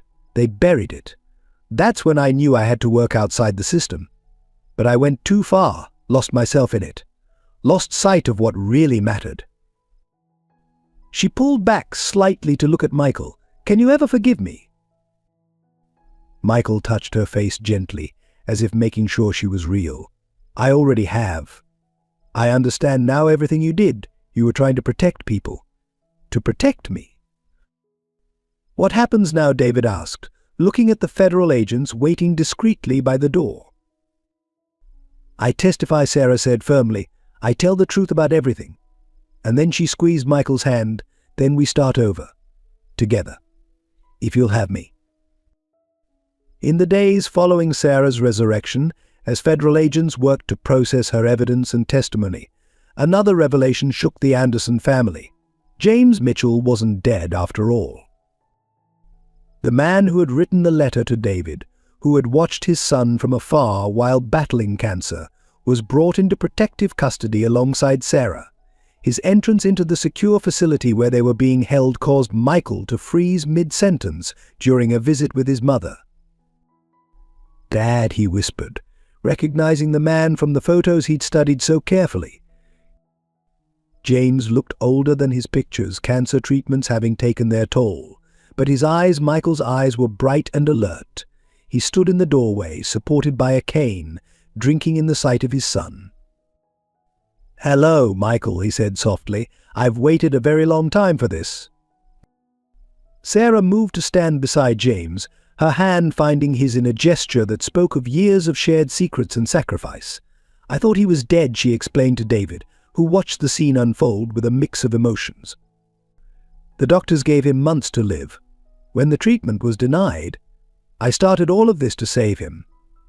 By the time I realized it was working, I was in too deep." James took a careful step forward. "I wanted to come forward sooner, but Sarah was right. We needed to protect Michael. The people we were fighting. They wouldn't have hesitated to use him against us." Michael looked between his parents, seeing how pieces of himself came from each of them: his mother's determination, his father's gentle strength. "You've been watching me too, haven't you? Like Mum did." James nodded, emotion making his voice rough. Every school play, every chess tournament when you were living with Sarah, even after. I kept track, wanted to make sure you were safe, even if I couldn't be there. The mysterious donations to Michael's school, David realized aloud. The anonymous scholarship fund. That was you. I couldn't let him lose opportunities just because we had to stay away, James replied. Sarah built her empire to fight the system, but I just wanted to make sure our son had a future. Michael moved slowly toward his father, studying the face he'd only known from photographs. You were sick, he said. Really sick, but you got better. The treatment Sarah arranged, it worked. It took time and there were setbacks, but yes, I got better. James reached out tentatively, touching Michael's shoulder. I'm so sorry we couldn't tell you. Sorry you had to think you were abandoned. The boy who had survived streets and secrets, who had shown such strength in the face of loss, finally broke. Michael fell into his father's arms, sobbing as James held him close, his own tears falling freely. Sarah and David watched father and son reunite, both recognizing the healing taking place before them. I should have told you about James years ago, Sarah said quietly to her father. Should have trusted you with the truth. David wrapped an arm around his daughter's shoulders. We all made mistakes, he replied. But maybe now we can start fixing them.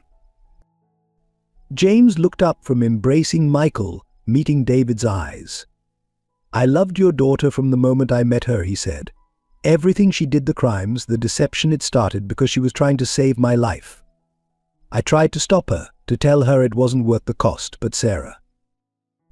Once I make up my mind about something, I don't let go easily, Sarah finished with a small smile. I get that from you, Dad. The federal agents in the room tactfully pretended not to notice as the 4 generations of their complicated family came together, healing wounds that had festered for years. Michael moved between his parents and grandfather, touching them as if to reassure himself they were all real, all present. What happens now, he asked finally. James and Sarah exchanged looks. We testify, James said. We tell the truth about everything, the pharmaceutical companies, the fraud, all of it. And then we find a way to be a family, Sarah finished. A real one this time.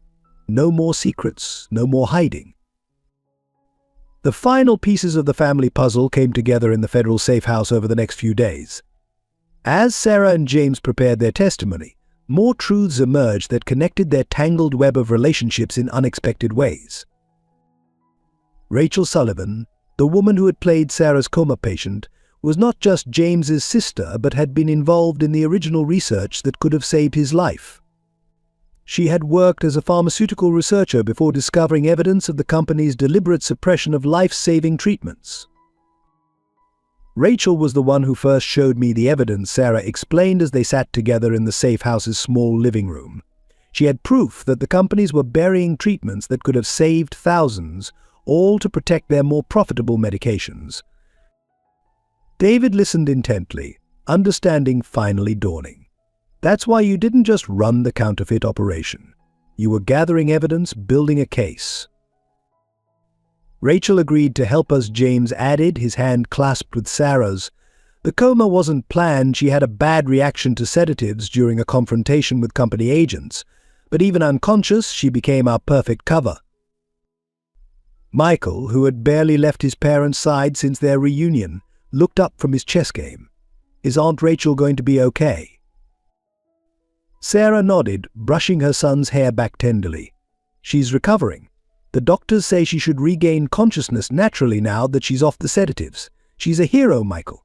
Everything we accomplished, we couldn't have done it without her.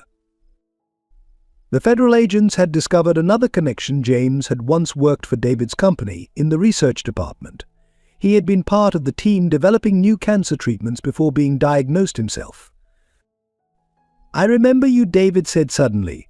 You came to my office once, trying to warn me about problems with the insurance policies. I was too busy to really listen. James smiled sadly. You were building an empire. I was just one voice among many raising concerns. By the time my own diagnosis came through, I understood exactly how broken the system was. The most surprising revelation came from Detective Morgan, who arrived one evening with a thick file. We found something interesting in the corporate records, she announced. Mr. Mitchell's original research. It wasn't just buried by the pharmaceutical companies, it was actively stolen from him while he was undergoing treatment. She spread documents across the table, proof of corporate espionage, of deliberate suppression of medical breakthroughs, of a conspiracy that reached into the highest levels of the healthcare industry. All this time, Sarah breathed, we thought we were just fighting against greed. But it was more than that. They were actively preventing people from getting treatment that could save them. David studied the documents, his face hardening. They used my company, my resources, to help suppress these treatments.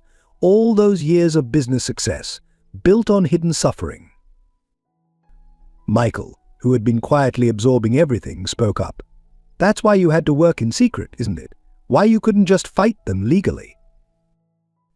James nodded, pulling his son close. They had too much power, too much money. Traditional methods wouldn't have worked. Your mother.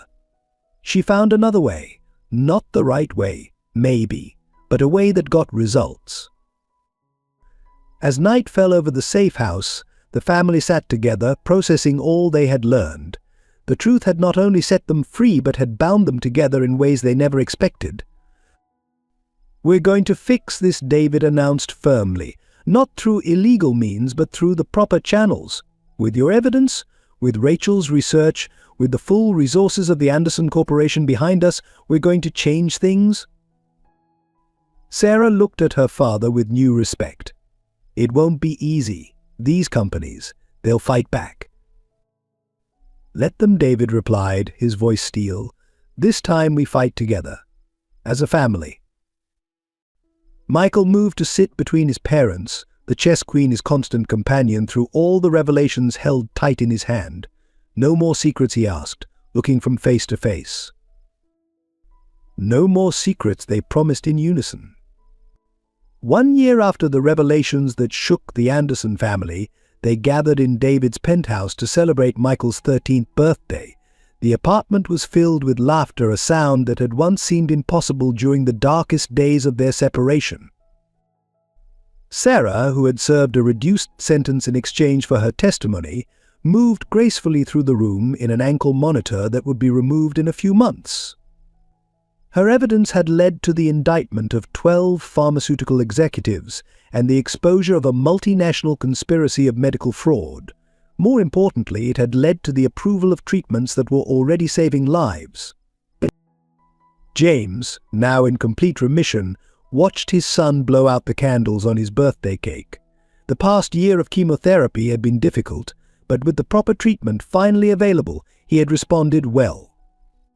He caught Sarah's eye across the room, sharing a private smile that spoke of redemption and second chances. Rachel Sullivan, fully recovered and key witness in the ongoing federal investigation, sat beside Michael, teaching him advanced chess strategies. Her presence was a constant reminder of the sacrifices made and the healing that followed. The siblings' bond, tested by years of deception, had grown stronger through their shared mission for justice. Checkmate, Michael announced, grinning at his aunt. His confidence had blossomed over the past year, the scared street child transforming into an assured young man who knew he was loved. David watched his family from the kitchen doorway, marveling at how complete his world felt now.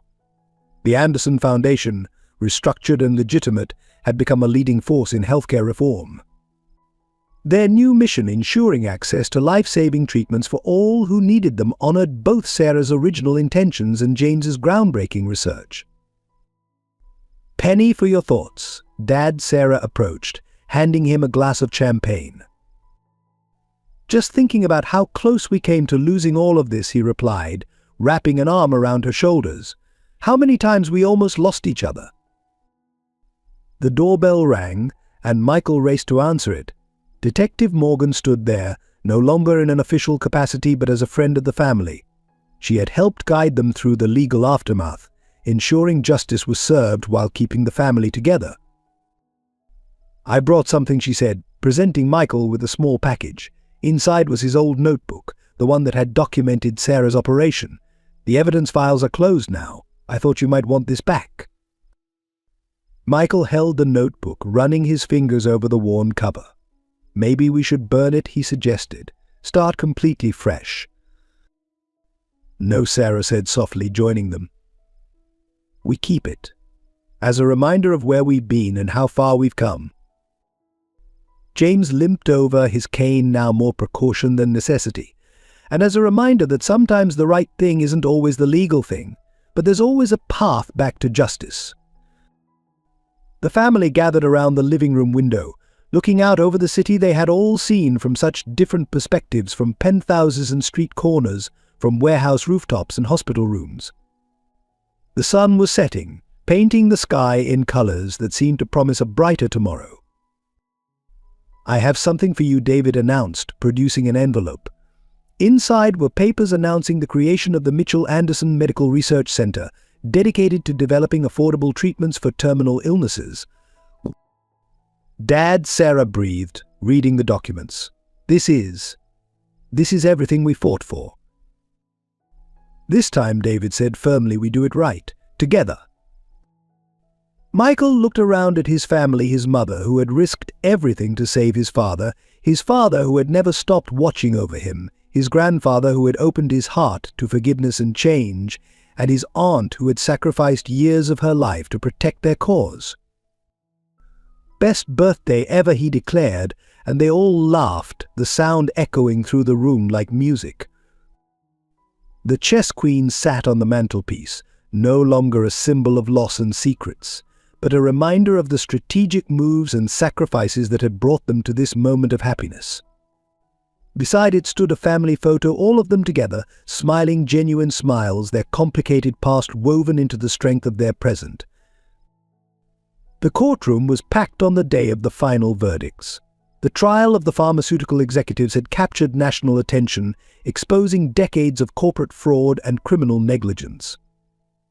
Sarah sat in the witness stand one last time, her testimony culminating months of legal proceedings. "And in your own words, Mrs. Anderson Mitchell," the prosecutor asked, "what drove you to expose this conspiracy?" Sarah looked at her family in the gallery, David, James, Michael, and Rachel, before answering. "I watched my husband nearly die because these men decided his life was worth less than their profits. I saw families destroyed because they couldn't afford medications that should have been available to everyone. Someone had to stand up to them." The jury took less than 6 hours to return their verdicts. Guilty on all counts: racketeering, fraud, criminal conspiracy, and in some cases negligent homicide. As the judge read out the sentences, Michael gripped his parents' hands tightly. "The court sentences each defendant to 25 years in federal prison," the judge announced, her voice stern. "Furthermore, all assets derived from these criminal enterprises will be seized and used to establish a victims' compensation fund." Outside the courthouse, reporters swarmed the family. David stepped forward to address the media, his voice carrying across the crowd. "Today marks a new beginning in American healthcare. The Anderson Corporation pledges to work with federal authorities to ensure nothing like this ever happens again." James joined him at the microphones. "My research, which these men tried to bury, will now be freely available to all medical facilities. The treatments we developed shouldn't be luxury items, they should be basic human rights." The headlines the next day told the story: "Pharmaceutical giants fall, justice prevails in landmark healthcare case, Anderson family transforms tragedy into triumph." Back at the penthouse, Sarah's ankle monitor was finally removed, her reduced sentence completed. The federal agent who'd supervised her release smiled as he deactivated the device. "You did good, Mrs. Anderson Mitchell. Changed a lot of lives." But that evening they gathered for a quiet dinner to celebrate. Rachel brought out a surprise: the original research papers James had written years ago, salvaged from corporate archives. "Look," she said, showing Michael the faded pages. "This is where it all began. Your father's work that could have saved thousands. And will save thousands now," Sarah added, her hand finding James's across the table. David raised his glass. To justice served. To family, Michael amended, and they all smiled in agreement. The Mitchell Anderson Medical Research Center was already making headlines of its own. Clinical trials of James's treatments were showing remarkable success rates. Patients who had been given death sentences were finding new hope. One wall of the center's lobby displayed photos of those who had been saved not just by the new treatments, but by Sarah's underground operation during its years of operation. She often stood there, reading the thank you letters from families, finding redemption in each life touched. Was it worth it, Michael asked her one day, studying the wall of photos? All the risks, the sacrifices. Sarah pulled her son close. The methods were wrong, but the cause was right. Sometimes you have to lose everything to find what really matters. The pharmaceutical executives' appeals were denied one by one. Their empire, built on suffering and greed, crumbled completely. In its place, a new model of healthcare emerged, one based on compassion rather than profit. Detective Morgan, now promoted to captain, brought them the final piece of news: the last appeal had been rejected. The case was officially closed. You've changed the system, she told them. Not just the laws, but the way people think about healthcare. That night, the family gathered on the penthouse balcony, watching the city lights twinkle below. The Mitchell Anderson Center stood proudly among the skyscrapers, its windows bright with promise. We did it, Sarah whispered, looking at her family. We really did it. James squeezed her hand. Together. Michael placed the chess queen on the balcony rail, where it caught the evening light. Checkmate, he said softly, and they all understood the game was finally over, and justice had won. 5 years later, Michael stood at the podium of the Mitchell Anderson Medical Research Center's newest wing, preparing to give his graduation speech. At 18, he had already completed his pre-med studies and was headed to medical school in the fall. The auditorium was filled with proud family members and supporters of the foundation's work. When I was 12, he began, I lived on the streets, watching my mother from rooftops and digging through dumpsters for food. Today I stand here because of the love and sacrifice of an extraordinary family who taught me that it's never too late to do the right thing. In the front row, Sarah wiped away tears as James held her hand. Their marriage, renewed after years of separation, had grown stronger through their shared mission of healing both their family and others. David sat beside them, his silver hair catching the light, his face beaming with pride at his grandson. Rachel, now the center's head of research, watched from the side stage. The protocols she and James had developed were saving lives across the globe. The treatments that had once been suppressed were now standard care, available to anyone who needed them. This center, Michael continued, gesturing to the building around them, isn't just about medical research, it's about hope. It's about justice.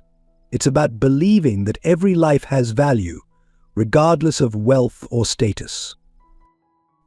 The new wing would house a free clinic for underprivileged children, named in honor of the street kids Michael had known during his time alone. Many of them were present in the audience, their lives transformed by the Foundation's outreach programs.